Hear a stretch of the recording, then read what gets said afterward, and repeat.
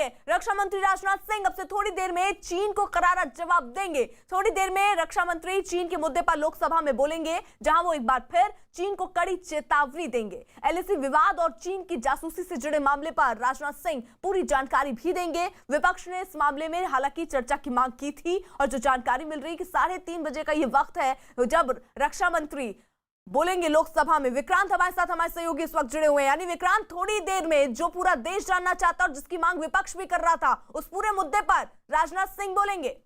देखिए, बिल्कुल रक्षा मंत्री का बयान सामने आएगा, वो स्टेटमेंट देंगे और लद्दाख पर वर्तमान स्थिति क्या है इस विषय पर उनका बयान होगा। और ये कल ही जो लोकसभा का जो अगले दिन का कामकाज का ब्यौरा आता है उसमें साफ हो गया था कि रक्षा मंत्री की तरफ से ये बयान दिया जाएगा। तो निश्चित तौर पर ना सिर्फ विपक्ष को बल्कि पूरे देश को भी इस बयान का इंतजार है, क्योंकि कई तरह की बातें सामने आ रही हैं। रक्षा मंत्री जब अपना बयान देंगे तो वो संसद के भीतर उनका बयान है, एक तरह से वो सरकार का आधिकारिक बयान है कि क्या सरकार इस मामले पर आज तक का जो भी बीते दिनों में वाक्य सामने आया उस पर क्या कहना चाहती है, क्या सरकार का रुख है, उस बयान से साफ होगा। और विपक्ष लगातार ये मांग कर रहा था कि चीन के मसले पर एक डिस्कशन होनी चाहिए। सदन में मैं अपने सभी सम्मानित सदस्यों को लद्दाख की पूर्वी सीमाओं पर हाल में हुई गतिविधियों से अवगत कराने के लिए उपस्थित हुआ हूं। जैसा कि आपको ज्ञात है, हमारे माननीय प्रधानमंत्री श्री नरेंद्र मोदी जी ने हाल ही में लद्दाख का दौरा कर हमारे बहादुर जवानों से मुलाकात की थी एवं उन्हें यह संदेश भी दिया था कि समस्त देशवासी अपने वीर जवानों के साथ खड़े हैं। अध्यक्ष महोदय, मैंने भी लद्दाख जाकर अपने शूरवीरों के साथ कुछ समय बिताया है और मैं आपको यह बताना चाहता हूं कि मैंने उनके अदम्य साहस, शौर्य और पराक्रम को महसूस भी किया है। आप जानते हैं कि कर्नल संतोष बाबू और उनके 19 वीर साथियों ने अपनी मातृभूमि की रक्षा करते हुए अपना सर्वोच्च बलिदान दिया है। अध्यक्ष महोदय, कल ही सदन ने 2 मिनट मौन रखकर उन्हें अपनी श्रद्धांजलि अर्पित की है। सबसे पहले मैं संक्षेप में चाइना के साथ हमारे बाउंड्री इश्यूज के बारे में बताना चाहता हूं। जैसा कि सदन इस बात से अवगत है कि भारत एवं चीन की सीमा का प्रश्न अभी तक अनरिजॉल्व्ड है। भारत और चाइना की बाउंड्री का कस्टमरी और ट्रेडिशनल अलाइनमेंट चाइना नहीं मानता है। हम यह मानते हैं कि यह अलाइनमेंट वेल एस्टेब्लिश्ड भौगोलिक सिद्धांतों पर आधारित है, जिसकी पुष्टि न केवल ट्रीटीज और एग्रीमेंट द्वारा बल्कि हिस्टोरिक यूजेस के प्रैक्टिसेस द्वारा भी हुई है। इससे दोनों देश सदियों से अवगत हैं, जबकि चाइना यह मानता है कि बाउंड्री अभी भी औपचारिक रूप से निर्धारित नहीं है। साथ ही चाइना यह भी मानता है कि हिस्टोरिकल ज्यूरिडिक्शन के आधार पर जो ट्रेडिशनल कस्टमरी लाइन है उसके बारे में दोनों देशों की एक अलग अलग व्याख्या है। दोनों देश 1950 एवं 1960 के दशक में इस पर बातचीत कर रहे थे, परंतु इस पर म्यूचुअली एक्सेप्टेबल समाधान नहीं निकल पाया। जैसा कि यह सदन अच्छी तरह अवगत है कि चाइना भारत की लगभग 38,000 स्क्वायर किलोमीटर भूमि का अनधिकृत कब्जा लद्दाख में किए हुए है। इसके अलावा 1963 में एक तथाकथित बाउंड्री एग्रीमेंट के तहत पाकिस्तान ने पीओके की 5,180 स्क्वायर किलोमीटर भारतीय जमीन अवैध रूप से चाइना को सौंप दी है। चाइना अरुणाचल प्रदेश की सीमा से लगे हुए लगभग 90,000 स्क्वायर किलोमीटर भारतीय क्षेत्र को भी अपना बताता है। अध्यक्ष महोदय, भारत तथा चाइना दोनों ने औपचारिक तौर पर यह माना है कि सीमा का प्रश्न एक जटिल मुद्दा है, जिसके समाधान के लिए पेशेंस की आवश्यकता है तथा इस इशू का फेयर, रीजनेबल और म्यूचुअली एक्सेप्टेबल समाधान शांतिपूर्ण बातचीत के द्वारा निकाला जाना चाहिए। अंतरिम रूप से दोनों पक्षों ने यह मान लिया है कि सीमा पर पीस और ट्रैंक्विलिटी बहाल रखना बाइलेटरल रिलेशंस को बढ़ाने के लिए यह अत्यंत आवश्यक है। मैं यह भी बताना चाहता हूं कि अभी तक इंडिया चाइना के बॉर्डर एरियाज में commonly delineated line of actual control नहीं है। और एलएसी को लेकर दोनों का परसेप्शन अलग अलग है। इसलिए पीस और ट्रैंक्विलिटी बहाल रखने के लिए दोनों देशों के बीच कई तरह के एग्रीमेंट्स और प्रोटोकॉल्स भी हैं। इन समझौतों के तहत दोनों देशों ने यह माना है कि एलएसी पर पीस और ट्रैंक्विलिटी बहाल रखी जाएगी, जिस पर एलएसी की अपनी अपनी रेस्पेक्टिव पोजीशंस और बाउंड्री क्वेश्चन का कोई असर नहीं माना जाएगा। इस आधार पर वर्ष 1988 के बाद से दोनों देशों के बाइलेटरल रिलेशंस में काफी विकास हुआ था। भारत का मानना है कि बाइलेटरल रिलेशंस को विकसित किया जा सकता है तथा साथ ही साथ बाउंड्री मुद्दे के समाधान के बारे में भी चर्चा की जा सकती है, परंतु एलएसी पर पीस और ट्रैंक्विलिटी में किसी भी प्रकार की गंभीर स्थिति का बाइलेटरल रिलेशंस पर निश्चित रूप से असर पड़ेगा। अध्यक्ष महोदय, वर्ष 1993 और 1996 के समझौते में इस बात का जिक्र है कि एलएसी के पास दोनों देश अपनी सेनाओं की संख्या कम से कम रखेंगे। समझौते में यह भी है कि जब तक बाउंड्री इश्यूज का पूर्ण समाधान नहीं होता है, तब तक एलएसी को स्ट्रिक्टली रेस्पेक्ट और एडहेर किया जाएगा और उसका उल्लंघन किसी भी सूरत में नहीं किया जाएगा। इन समझौतों में भारत व चाइना एलएसी के क्लैरिफिकेशन द्वारा एक कॉमन अंडरस्टैंडिंग पर पहुंचने के लिए भी कमिटेड हुए थे। इसके आधार पर 1990 से 2003 तक दोनों देशों द्वारा एलएसी पर एक कॉमन अंडरस्टैंडिंग बनाने की कोशिश की गई, लेकिन इसके बाद चाइना ने इस कार्रवाई को आगे बढ़ाने पर सहमति नहीं जताई। इसके कारण कई जगहों पर चाइना तथा भारत के बीच एलएसी परसेप्शंस में ओवरलैप है। इन क्षेत्रों में तथा बॉर्डर के कुछ अन्य इलाकों में दूसरे समझौतों के आधार पर दोनों की सेनाएं फेस ऑफ आज की स्थिति का समाधान निकालती हैं, जिससे कि शांति कायम हो। इससे पहले कि मैं सदन को वर्तमान स्थिति के बारे में बताऊं, अध्यक्ष महोदय, मैं यह बताना चाहता हूं कि सरकार की विभिन्न इंटेलिजेंस एजेंसीज के बीच कोऑर्डिनेशन का एक इलेबोरेट और टाइम टेस्टेड मैकेनिज्म है, जिसमें सेंट्रल आर्म्ड पुलिस फोर्सेज और तीनों हमारी आर्म्ड फोर्सेज की इंटेलिजेंस एजेंसीज भी शामिल हैं। टेक्निकल और ह्यूमन इंटेलिजेंस को लगातार कोऑर्डिनेटेड तरीके से इकट्ठा किया जाता है तथा आर्म्ड फोर्सेज से उनके डिसीजन मेकिंग के लिए भी शेयर किया जाता है। अध्यक्ष महोदय, अब मैं सदन को इस साल की उत्पन्न परिस्थितियों से अवगत कराना चाहता हूं। अप्रैल माह से ईस्टर्न लद्दाख की सीमा पर चाइना की सेनाओं की संख्या तथा उनके आर्मामेंट्स में काफी वृद्धि देखी गई है। मई महीने के प्रारंभ में चाइना ने गलवान घाटी क्षेत्र में हमारी ट्रूप्स के नॉर्मल ट्रेडिशनल पेट्रोलिंग पैटर्न में व्यवधान शुरू किया, जिसके कारण फेस ऑफ की स्थिति उत्पन्न हुई। ग्राउंड कमांडर्स द्वारा इस समस्या को सुलझाने के लिए विभिन्न समझौतों तथा प्रोटोकॉल के तहत वार्ता की जा रही थी। इसी बीच मई महीने के मध्य में चाइना द्वारा वेस्टर्न सेक्टर में कई स्थानों पर एलएसी पर ट्रांसग्रेशन करने की कोशिश की गई। इसमें कोंगकाला, गोगरा एंड पेंगोंग लेक का नॉर्थ बैंक शामिल है। इन कोशिशों को हमारी सेनाओं ने समय पर देख लिया तथा उसके लिए आवश्यक जवाबी कार्रवाई भी की है। अध्यक्ष महोदय, हमने चाइना को डिप्लोमेटिक तथा मिलिट्री चैनल्स के माध्यम से यह अवगत करा दिया कि इस प्रकार की गतिविधियां स्टेटस को यूनिलेटरली बदलने का प्रयास है और यह भी साफ कर दिया गया कि ये प्रयास हमें किसी भी सूरत में मंजूर नहीं है। अध्यक्ष महोदय, एलएसी के ऊपर फ्रिक्शन बढ़ता हुआ देखकर दोनों तरफ के सैन्य कमांडरों ने 6 जून 2020 को मीटिंग की तथा इस बात पर सहमत बनी कि रेसिप्रोकल एक्शंस के द्वारा डिसएंगेजमेंट किया जाए। दोनों पक्ष इस बात पर भी सहमत हुए कि एलएसी को माना जाएगा तथा कोई ऐसी कार्रवाई नहीं की जाएगी जिससे स्टेटस को बदले। किंतु इस सहमति के वायलेशन में चीन द्वारा एक वायलेंट फेस ऑफ की स्थिति 15 जून को गलवान में क्रिएट की गई। हमारे बहादुर सिपाहियों ने हमारे बहादुर सेना के जवानों ने अपनी जान का बलिदान दिया और साथ ही चीनी पक्ष को भी भारी क्षति पहुंचाई है अध्यक्ष महोदय, और अपनी सीमा की सुरक्षा में वह कामयाब रहे हैं।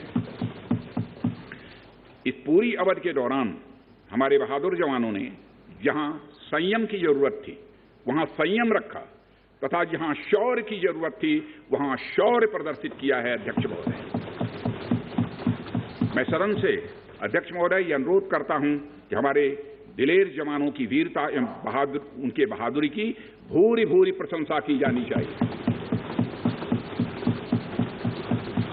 हमारे बहादुर जवान अत्यंत मुश्किल परिस्थितियों में अपने अथक प्रयास से समस्त देशवासियों को सुरक्षित रख रहे हैं।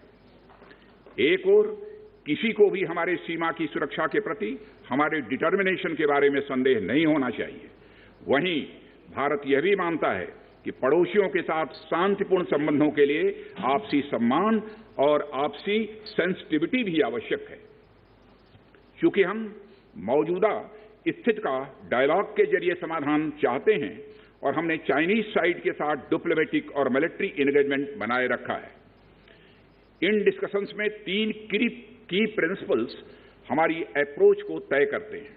फर्स्ट, दोनों पक्षों को एलएसी का सम्मान और कड़ाई से पालन करना चाहिए। सेकंड, किसी भी पक्ष को अपनी तरफ से यथास्थिति का उल्लंघन करने का प्रयास नहीं करना चाहिए। और थर्ड, दोनों पक्षों के बीच सभी समझौतों और अंडरस्टैंडिंग्स का पूर्णतया पालन होना चाहिए। चाइनीज साइड की यह पोजीशन है कि स्थिति को एक जिम्मेदार ढंग से हैंडल किया जाना चाहिए और द्विपक्षीय समझौतों एवं प्रोटोकॉल के अनुसार शांति एवं सद्भाव सुनिश्चित किया जाना चाहिए। वह भी यही कहते हैं। जबकि ये डिस्कशन चल ही रहे थे, चीन की तरफ से 29 और 30 अगस्त की रात को प्रोवोकेटिव सैनिक कार्रवाई की गई, जो पेंगोंग लेक के साउथ बैंक एरिया में स्टेटस को बदलने का प्रयास था। लेकिन एक बार फिर हमारी आर्म फोर्सेस द्वारा टाइमली और फर्म एक्शंस के कारण उनके प्रयास विफल कर दिए अध्यक्ष महोदय। अध्यक्ष महोदय, जैसा कि उपर्युक्त घटनाक्रम से यह स्पष्ट है, चीन की कार्रवाई से हमारे विभिन्न द्विपक्षीय समझौतों के प्रति उसका डिसरिगार्ड पूरी तरह से दिखता है। चीन द्वारा ट्रुप्स की भारी मात्रा में तैनाती किया जाना 1993 और 1996 के समझौतों का यह उल्लंघन है। एलएसी का सम्मान करना और उसका कड़ाई से पालन किया जाना सीमा क्षेत्रों में शांति और सद्भाव का आधार है और इसे 1993 एवं 1996 के समझौते में स्पष्ट रूप से यह स्वीकार भी किया गया है। जबकि हमारी आर्म्ड फोर्सेस इसका पूरी तरह से पालन करती हैं। चाइनीज साइड की ओर से ऐसा नहीं हुआ है। उनकी कार्रवाई के कारण एलएसी के आसपास समय समय पर फेस ऑफ्स और फ्रिक्शंस भी पैदा हुए हैं। जैसा कि मैंने पहले भी उल्लेख किया, इन समझौतों में फेस ऑफ की स्थिति से निपटने के लिए विस्तृत प्रोसीजर्स और नॉर्म्स भी निर्धारित हैं। तथापि इस वर्ष हाल की घटनाओं में चाइनीज फोर्सेस का वायलेंट कंडक्ट सभी म्यूचुअली एग्रीड नॉर्म्स का पूरी तरह से उल्लंघन है। अभी की स्थिति के अनुसार चाइनीज साइड ने एलएसी और अंदरूनी क्षेत्रों में बड़ी संख्या में सैनिक टुकड़ियां और गोला बारूद मोबिलाइज किया हुआ है। पूर्वी लद्दाख और गोगरा और कोंकला और पेंगोंग लेक का नॉर्थ और साउथ बैंक पर कई फ्रिक्शन एरियाज हैं। चीन की कार्रवाई के जवाब में हमारी आर्म्ड फोर्सेज ने भी इन क्षेत्रों में उपयुक्त काउंटर डिप्लॉयमेंट्स किए हैं अध्यक्ष महोदय, ताकि भारत के सिक्योरिटी इंटरेस्ट को पूरी तरह से सुरक्षित रखा जा सके। अध्यक्ष महोदय, मैं सदन को आश्वस्त रहना चाहिए कि हमारी आर्म्ड फोर्सेज इस चुनौती का सफलतापूर्वक सामना करेंगी और हमारी आर्म्ड फोर्सेज साथ ही साथ जिस प्रकार की उनके द्वारा आज भी कार्रवाई की जा रही है, जिस प्रकार से सीमा की रक्षा की जा रही है, हम सबको हमारी आर्म फोर्सेज के ऊपर गौरव है अध्यक्ष महोदय, गौरव की अनुभूति होती है। अभी जो स्थिति बनी हुई है उसमें सेंसिटिव ऑपरेशनल इश्यूज शामिल हैं। इसलिए मैं इस बारे में ज्यादा ब्यौरा का खुलासा यदि करना चाहूं तब भी नहीं कर सकता हूं अध्यक्ष महोदय, यह हमारी एक सीमा है। और मैं आश्वस्त हूं यह सदन हमारी इस सेंसिटिविटी को भी समझेगा। और अध्यक्ष महोदय, मैं कोविड-19 के चैलेंजिंग समय में हमारी आर्म्ड फोर्सेस और आईटीबीपी के तेजी से डिप्लॉयमेंट हुई हैं और उनके प्रयासों को एप्रिशिएट किए जाने की जरूरत है। और यह इसलिए भी संभव हुआ है क्योंकि सरकार ने पिछले कुछ वर्षों में बॉर्डर इंफ्रास्ट्रक्चर के विकास को काफी अहमियत दी है। सदन को जानकारी है कि पिछले कई दशकों में चीन ने बड़े पैमाने पर इंफ्रास्ट्रक्चर एक्टिविटी शुरू की है, जिनसे बॉर्डर एरिया में उनकी डिप्लॉयमेंट क्षमता भी बढ़ी है। इसके जवाब में हमारी सरकार ने भी बॉर्डर इंफ्रास्ट्रक्चर के विकास के लिए अपना काफी बजट बढ़ाया है, जो पहले से दोगुना से भी अधिक है। इसके फलस्वरूप बॉर्डर एरियाज में काफी रोड्स और ब्रिजेज भी बने हैं। इससे न केवल लोकल पॉपुलेशन को जरूरी कनेक्टिविटी मिली है, बल्कि हमारी आर्म्ड फोर्सेस को बेहतर लॉजिस्टिकल सपोर्ट भी मिला है। ओके। अध्यक्ष महोदय, इसके कारण वे बॉर्डर एरियाज में अधिक अलर्ट रह सकते हैं। 1 मिनट, सेक्रेटरी जनरल ट्रांसलेशन शुरू कर दें। आ रहा है, एक बार चेक कर लो। ठीक,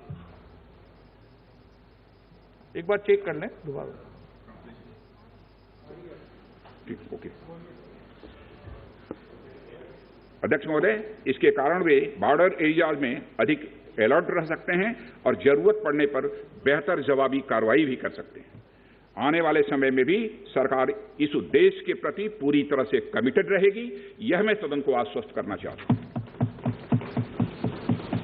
आदरणीय अध्यक्ष महोदय, मैं इस बात पर बल देना चाहूंगा कि भारत हमारे बॉर्डर एरियाज में मौजूदा मुद्दों का हल शांतिपूर्ण बातचीत और कंसल्टेशन के जरिए किए जाने के प्रति कमिटेड है। इस उद्देश्य को पाने के लिए मैं अपने चाइनीज काउंटर पार्ट से 4 सितंबर को मॉस्को में मिला और उनसे हमारी इन डेप्थ डिस्कशन भी हुई। मैंने स्पष्ट तरीके से हमारी चिंताओं को चीनी पक्ष के सामने रखा, जो उनकी बड़ी संख्या में ट्रूप्स की तैनाती और उनका एग्रेसिव बिहेवियर और यूनिलैटरल स्टेटस को बदलने की कोशिश से रिलेटेड था। मैंने यह भी स्पष्ट किया कि हम इस मुद्दे को शांतिपूर्ण ढंग से हल करना चाहते हैं और हम चाहते हैं कि चीनी पक्ष हमारे साथ मिलकर काम करे। वहीं हमने, अध्यक्ष महोदय, यह भी स्पष्ट कर दिया कि हम भारत की सॉवरेनिटी और टेरिटोरियल इंटीग्रिटी की रक्षा के लिए पूरी तरह से डिटरमिन्ड हैं। इसके बाद मेरे कोलीग विदेश मंत्री श्री जयशंकर जी भी 10 सितंबर को मॉस्को में चाइनीज विदेश मंत्री से मिले। दोनों एक एग्रीमेंट पर पहुंचे कि यदि चाइनीज साइड द्वारा सिंसियरली और फेथफुली एग्रीमेंट को इंप्लीमेंट किया जाता है तो कंप्लीट डिसएंगेजमेंट प्राप्त किया जा सकता है और बॉर्डर एरिया में शांति स्थापित हो सकती है। अध्यक्ष महोदय, जैसा कि सभी सम्मानित सदस्यों को जानकारी है कि बीते समय में भी चीन के साथ हमारे बॉर्डर एरियाज में लंबे स्टैंड ऑफ्स की स्थिति यह कई बार बनी है, जिसका शांतिपूर्ण तरीके से समाधान भी किया गया था। हालांकि इस वर्ष की स्थिति, चाहे वो ट्रूप्स की स्केल ऑफ इन्वॉल्वमेंट हो या फ्रिक्शन पॉइंट्स की संख्या हो, वह पहले से बहुत अलग है। फिर भी हम मौजूदा स्थिति के शांतिपूर्ण समाधान के लिए पूरी तरह से कमिटेड हैं। इसके साथ साथ मैं सदन को आश्वस्त करना चाहता हूं कि हम सभी परिस्थितियों से निपटने के लिए भी तैयार हैं।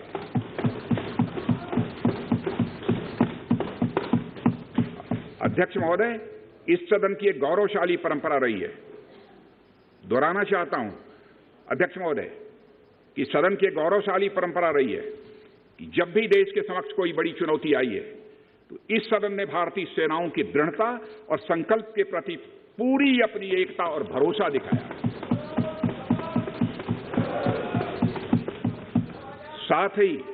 साथ ही सीमा क्षेत्र में तैनात अपने बहादुर सेना के जवानों के शौर्य, पराक्रम और सीमा की सुरक्षा के प्रति उनकी प्रतिबद्धता पर पूरा इस सदन ने विश्वास व्यक्त किया है। अध्यक्ष महोदय, और अध्यक्ष महोदय, मैं आपको यह विश्वास दिलाना चाहता हूं कि हमारे आर्म्ड फोर्सेस के जवानों का जोश एवं हौसला बुलंद है, इस पर किसी को संदेह नहीं होना चाहिए। माननीय प्रधानमंत्री जी के बहादुर जवानों के बीच जाने के बाद हमारे कमांडर तथा जवानों में यह संदेश गया है कि देश के 130 करोड़ आदिवासी जवानों के साथ खड़े हैं। उनके लिए बर्फीली ऊंचाइयों के अनुरूप विशेष प्रकार के गर्म कपड़े, उनके रहने का स्पेशलाइज टेंट तथा उनके सभी अस्त्र शस्त्र एवं गोला बारूद की पर्याप्त व्यवस्था की गई है।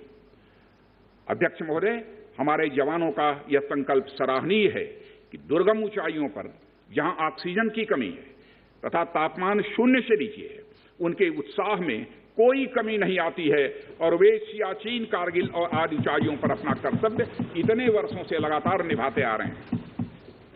और अध्यक्ष महोदय, मुझे इस गौरवमयी सदन के साथ यह साझा करने में यह कतई संकोच नहीं है कि लद्दाख में हम एक चुनौती के दौर से गुजर रहे हैं और मैं इस सदन से यह आग्रह करना चाहता हूं कि हमें एक रेजोल्यूशन द्वारा पारित करना चाहिए कि हम अपने वीर जवानों के साथ कदम से कदम मिलाकर खड़े हैं। पूरा सदन अपने वीर जवानों के साथ कदम से कदम मिलाकर खड़ा है, जो कि अपनी जान की, अपनी जिंदगी की बगैर परवाह किए हुए देश की चोटियों की ऊंचाइयों पर विषम परिस्थितियों के बावजूद हमारी भारत माता की वह रक्षा करते हैं। यह समय है जब यह सदन अपने सशस्त्र सेनाओं के साहस और वीरता पर पूर्ण विश्वास जताते हुए उनको यह संदेश भेजे कि यह सदन और सारा देश सशस्त्र सेनाओं के साथ है, जो भारत की संप्रभुता और अखंडता की रक्षा में लगातार जुटे हुए हैं। इन्हीं शब्दों के साथ अध्यक्ष महोदय, मैं अपना निवेदन समाप्त करता हूं। आइटम नंबर 11, महासचिव। तो राजनाथ सिंह को आप सुन रहे थे। कई महत्वपूर्ण विषय जो आज देश के सामने भी है कि आखिरकार स्थिति क्या है, चीन ने क्या घुसपैठ की या उसकी कोशिश की और भारत का स्टैंड क्या रहा, उन तमाम मुद्दों पर खुलकर उन्होंने अपनी बात रखी और यह भी इस बात के साथ जाहिर कर दिया कि भारत पूरी मुस्तैदी के साथ सीमा पर डटा हुआ है और चीन जो है वो अपनी नापाक हरकतों पर लगा हुआ है।